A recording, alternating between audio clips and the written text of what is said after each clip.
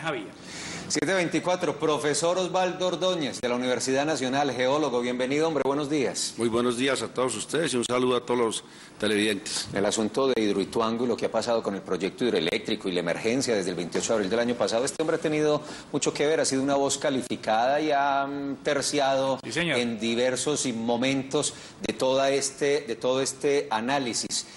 Invitamos al profesor Ordóñez un poco pensando en revisar el estado de la casa de máquinas con base en el conocimiento que él tiene, las fotografías, los videos que ya ha tenido la oportunidad de ver, pero obligatoriamente, profe, toca preguntarle por lo dicho ayer por el fiscal y estas 4 situaciones que plantea él y las medidas inmediatas y urgentes que dice él hay que tomar. Usted que le leyó y que escuchó al fiscal, ¿qué piensa del pronunciamiento de Néstor Humberto Martínez? Pues lo primero es que es una irresponsabilidad total desde el punto de vista técnico y jurídico de una persona de esta, ¿no?, que es un funcionario público y que representa la cabeza, digamos, de la institucionalidad jurídica, que diga unas incongruencias de estas, ¿no? No sé por qué lo hace, no sé cómo lo hace, no sé quiénes son sus asesores técnicos que tienen la responsabilidad de haberle pasado estas barbaridades técnicas que dice. O sea, cuando yo hablo en los medios, yo debo tener conocimiento de los datos exactos, ¿no? Uno no se puede poner a hacer números y cifras de cosas que primero desconoce él, ¿no?, y que irresponsablemente pues menciona aquí, haciendo pues un ridículo técnico para mí. Doctor Osvaldo, una de las preocupaciones, un tema que usted maneja, hablaba del tamaño de los peces. Él decía que esa filtración que el agua hace cuando entra a la presa y que después sale ya filtrada, eso atenta contra la calidad y el tamaño de los peces. ¿Qué de cierto hay en eso? Este hombre, ¿qué estudio hizo para aseverar esa situación? Pues precisamente, mira, hay una profesora que se llama Egna, de la Universidad Nacional, que lleva más de 8 años o 7 años estudiando peces y en el río Cauca ya es la experta. Nosotros también con el equipo estamos acompañando todo eso. Y más o menos te doy un dato, para uno saber si los peces cambian de tamaño, de calidad. En un proyecto de esto necesitamos un estudio al menos mínimo de 5 años, ¿no? Con medidas, con pesos, con química, con estudio de iones. Y él no tiene eso, esto apenas lleva, digamos, 8 o 9 meses y no sé qué experto le hizo datos y estudios técnicos a los peces y las medidas. Entonces, cuando yo me pongo en esos temas, él más parece que un fiscal es un político, ¿no?, en campaña, y eso es horrible, ¿no? Horrible que una autoridad nacional esté haciendo estas cosas con el proyecto, con empresas públicas, con Antioquia y con todos los profesionales que trabajan en ese proyecto. Profe, ese asunto del buchón, ¿es qué? No, lo del buchón es peor aún, ¿no? Se pone a decir que hay 8.5 kilómetros de buchón. Vea, el embalse tiene el agua, ¿cierto?, que cubre 3.200 hectáreas. De buchón hay cerca de 45 a 50 hectáreas nomás. Eso es menos del 2%.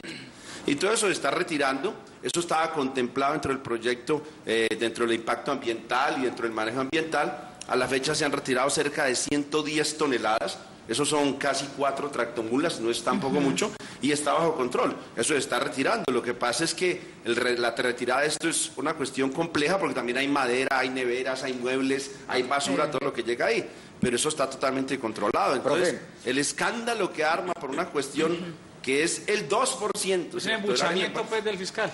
Pero sí, la presencia del buchón es normal, es una consecuencia normal, o la vida del río implica la presencia del buchón. ¿De dónde sale ese buchón? Enseñémosle al fiscal. El buchón se da en todos los lugares todos los lugares donde hay agua estancada. Ahí hay buchón. Donde hay agua quieta especialmente, y más si esta agua es sucia, como la del río Cauca. Sí. El buchón es una plaga que se alimenta de consumir todos los iones y todos los nutrientes, y con tanto desecho orgánico que hay en el río, pues eso prolifera rapidísimamente. Si no se controla es una locura, pero él también es bueno. Él es bueno. Donde hay aguas contaminadas, él ayuda a limpiar, porque precisamente él, digamos, absorbe lo que son iones pesados, iones malucos, ¿no?, que a veces quedan en los sedimentos. Entonces él es bueno, lo que pasa es que no hay que dejar que salga de control. Entonces es una cuestión escandalosa. Yo no sé quién fue la persona, los superasesores que él dice, yo no los conozco. De pronto son los famosos mismos que asesoran la antiminería, las antifracking, las antitúneles. Debe ser el mismo grupito, ¿no?, que son unas personas con bajo nivel de capacidad técnica e investigativa. Son profesionales, pero no investigan nada y son muy escandalosos. Y de pronto aprovecharon, ¿no?, de pronto inocencia del fiscal. Pero él es un funcionario público y no puede hacer estas cosas. ¿Y el tema de la planta de asfalto es tan perjudicial? Ese es peor, no, ese es más ridículo todavía. A ver, la planta de asfalto, eso queda en el Valle de Toledo. Sí. Y esa mina es propiedad de un particular. Y EPM o las empresas que construían el proyecto le alquilaban esa unidad. En junio más o menos, julio, se entregó nuevamente porque la obra quedó paralizada. Se entregó con acta. Y el propietario dijo que le dejaron algunas cosas que necesitaba de infraestructura. Pero esa planta no es responsabilidad de EPM, eso es de un propietario en particular y EPM está usando con sus empresas que construyen esa unidad. Y desechos tóxicos cancerígenos, pues eso es peor todavía. Uno para decir que algo que está expuesto genera cáncer hay que tener estudios. Y el cáncer está en todas partes, en el aire que estamos en Medellín, lo consumimos, y allá solo hay gravas, arenas y cosas de asfalto y placas de cemento. Allá no hay desechos tóxicos, pues de Chernobyl ni de nada de estas cosas que me den cuenta. Entonces, yo no sé qué le pasó al fiscal, realmente yo no entiendo cuál es su intención, ¿no?, con estas barbaridades técnicas. Eso es una barbaridad técnica lo que está haciendo.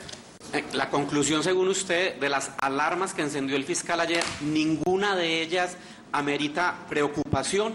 No, hay una que sí, el depósito que hay entre el sitio de presa y Puerto Valdivia. El liguerón. Eso sí, y también hay que hacerle una corrección, señor fiscal, no son 3 millones de metros cúbicos, por Dios. El deslizamiento más grande de Colombia no tiene ni 1 millón de metros cúbicos. Ahora usted va a hablar de 3 millones de metros cúbicos, eso es un volumen brutal. Son apenas 350.000 metros cúbicos divididos en 2 depósitos. Como esos depósitos de material que eran los excedentes de la vía, esos, cuando se dio la emergencia, todas las empresas tuvieron que salir de ahí. Entonces no se terminó de conformar. Y él tiene, digamos, grietas, cárcavas, pero también mencionó que hay una grieta de 60 metros de profundidad. Por Dios, 60 metros de profundidad es casi poco más de la mitad del edificio Coltejer. El depósito no tiene ni 25 metros de espesor y él hablando de grietas de 60 metros. Entonces, la buena fe del fiscal parece que fue asaltada por estos super técnicos que él menciona, que es que hay geólogos, biólogos, ¿qué? Pero yo le retiraría la matrícula profesional a esos señores, caso fuese realidad lo que están afirmando, porque es que yo para afirmar esas cosas en un proyecto tan delicado esos, debo tener soportes técnicos y académicos, que es lo que yo trato de siempre hacer. Y les agradezco a ustedes que ustedes, no solo a mí, sino a otros buscan, nosotros tenemos que tener responsabilidad en este proyecto, de siempre tener datos y cifras concretas para no permitir el debate, digamos, sin fundamento. Bueno, profesor, lo que dice el profesor Ordóñez inmediatamente agita las redes y los televidentes. Profe, la situación del estado de la casa de máquinas, usted ya ha tenido la oportunidad de acceder a fotografías, a videos, usted es muy cercano, digamos, al proceso, está permanentemente estudiándolo y evaluándolo. ¿Cómo ve el estado de ese que es el complejo central del proyecto hidroeléctrico Ituango? Bueno, yo tengo una visita programada para después de Semana Santa, precisamente para ir después de que limpien mucho, ¿no? Mira, la casa de máquinas y todo lo que son obras subterráneas es una situación, digamos, crítica, realmente está muy complejo, porque los daños se sabía que iban a pasar, ¿no?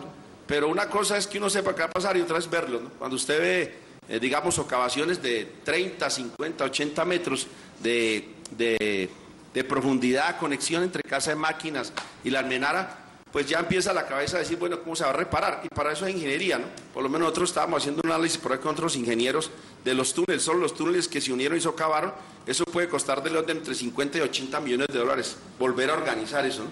Pero todo eso se hace con blindajes, con cosas, hay mucha ingeniería. ¿Cuál es la gran preocupación? Y eso sí, pues hay que decirle a las comunidades y ojalá las entidades tengan, cuando se haga eso, una vez se rellenen todos los huecos, hay que garantizar que el macizo que se vuelva a hacer, ¿cierto?, con concretos y eso, pueda tener la misma capacidad técnica, digamos, y geotécnica para resistir las vibraciones que va a tener toda esa estructura, ¿no? Y eso es una cuestión, digamos, que va a ser un desafío, ¿no? Eso pocas veces se ha hecho en el mundo, de pronto va a ser la primera con la dimensión que tiene eso, y va a ser, digamos, un laboratorio donde ahí sí los técnicos y todas las autoridades deben estar pendientes de que haya una veeduría técnica, digamos, externa a las empresas, de que vigile, ¿no? Y que dé por lo menos un parecer de que realmente se está haciendo con todos los estándares técnicos, ¿no? Pero la situación no está fácil, ¿no? Las dimensiones son muy grandes de eso allá, pero la ingeniería colombiana hoy que está a cargo de ese proyecto, digamos, es muy idónea. Yo conozco a la mayoría, yo son gente muy buena, muy capacitada, muchos egresados de la Facultad de Minas, y eso por lo menos da una garantía, una tranquilidad muy grande, y además con unos asesores internacionales idóneos, ¿no? Y con una experiencia de 60, 70 proyectos hidroeléctricos. Aquí no estamos hablando de que la gente no sabe que está jugando, eso pues es otra mentira horrible. Usted que es un experto, con más o menos qué tiempo se calcula, ¿cuándo podría decir ya? Totalmente recupera sí. Casa de máquinas. Pues yo no soy difícil. tan aventado como los otros que dicen, no, uno en mayo, más o menos a final de mayo, se tendrá realmente la dimensión geológica, geotécnica y a nivel de estructuras de cómo se va a reparar. Y ahí se podrá hacer un cronograma, pero yo no le bajo que sea menos de 2 años, ¿no? O sea, eso pasa de 2 años porque las dimensiones y las cosas son críticas. y va a ser un riesgo muy grande, ¿no? Entonces ojalá no se vaya a ocurrir lo mismo que llevó a esta crisis, del afán, que no quede sin el cansancio. Entonces hay que tener mucha tranquilidad a los gerentes de EPM, que no prime el dinero y el afán, que dejen a los ingenieros hacer su trabajo, a los ingenieros civiles, mecánicos, eléctricos, geólogos, geotecnistas, que dejen hacer el trabajo, que no importe si se pasa o no el tiempo o el dinero. No, esa no es la prioridad ahora. La prioridad ahora es salvar el proyecto y recuperarlo para el bien de Medellín, de Antioquia y de todo el país, que eso es lo importante en este caso. Profesor Osvaldo, escúcheme, además, profe, con este año electoral tan complejo, donde ya el tema de Hidroituango se convirtió en un caballito, también presiona mucho los que están interesados en que la cosa funcione. Sí, claro, pero yo sí estaré ahí, se los aviso. Cada barbaridad que diga un político, yo estaré diciendo lo que miente, porque es que no podemos coger una cuestión de estas técnicas con una necesidad tan grande que tiene el país de energía para que estén haciendo política con algo de lo que ellos desconocen totalmente. Profesor Osvaldo, le levanto la mano como lo hacemos en el aula. Mire, usted que es un, sí, claro, usted que es un abanderado del tema, que conoce, que ha estado ya antes, muchos años antes, ¿le ha tocado a usted salir a callar esas voces en Bogotá que llenos de imprecisiones si vienen es contra Antioquia? Usted mismo le ha tocado frenar, como decimos los países, entre comillas, algunos grandes periodistas de la gran prensa que lo único que hacen es decir mentiras en los medios nacionales. Sí, no, yo lo hago, no sé, me satisface mucho, lo hago con placer, porque en este país estamos acostumbrados de que cualquier pendejo se ponga a hablar cosas sin datos, y estamos hablando de un proyecto de ingeniería, ¿ya? Esto es ingeniería, esto es geología, geotecnia y rocas, y ellos ni siquiera saben qué es eso, ni siquiera dimensionan, ni siquiera dimensionan la importancia, digamos, espiritual y de energía de Antioquia, que eso representa energía interna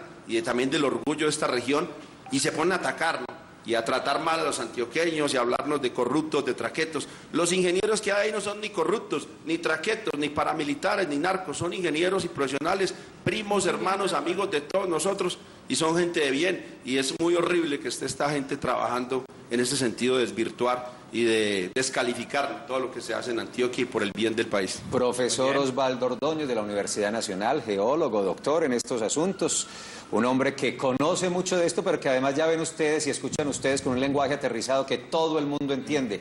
Gracias por acompañarnos. Siempre es un placer hablar de estos y de otros temas con ustedes, profe. No, muchísimas gracias. Ojalá un día me inviten algo de minería, que también me encanta. Bueno. Mañana hay audiencia pública en Jericó con el tema de la minería. Mañana, sí, hay cosas locas. Acá por el Congreso. A los antimineros parece que les están pagando para ir a esas reuniones a hablar. Y entonces ya estamos investigando, horrible, ¿no? Yo vengo aquí, a mí nadie me paga por venir aquí. Lo hago por un espíritu profesional, académico y técnico, ¿no? Felipe, ¿qué tal si le invitamos después de que le haga la visita al cuarto de máquinas, que va con un equipo de ingenieros? No, claro, claro. Después de Semana Santa. Esa es la deuda que tiene. Sí, después de ir a hacer la visita, que venga y nos cuente. Sí, claro, con muchísimo gusto. Ya comprometido. Bueno, profe, gracias. Osvaldo Ordóñez de la Universidad Nacional, tema Hidroituango 737.